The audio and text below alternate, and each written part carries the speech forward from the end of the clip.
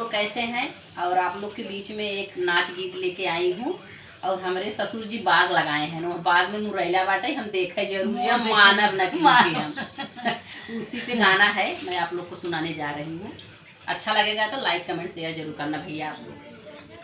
बाबा बसवा लगाए बसवरिया मुरैला देख बगियान में, बाबा बसवा लगाए बसवरिया मुरैला देख बगियान में।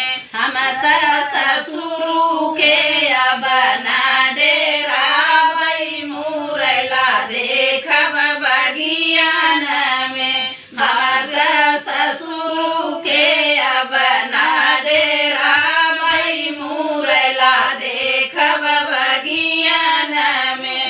बाबा बसवा लगाए बसवरिया मुरैला देख बगियान में, हम त जेठवा के अब ना डेरा भई मुरैला देख बगियान में, हम त जेठवा के अब ना डेरा भई मुरैला देख बगियान में।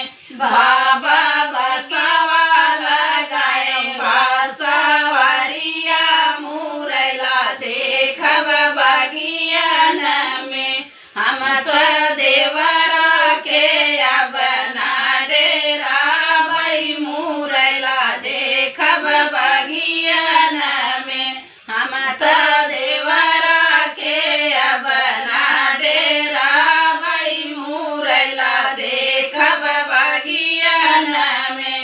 बाबा बसवा लगाए बसवरिया मुरैला देख बगियान में, हम त सियवा के अब ना डेरा भई मुरैला देख बगियान में, हम त सहिया के अब ना डेरा भई मुरैला देख बगियान में। बाबा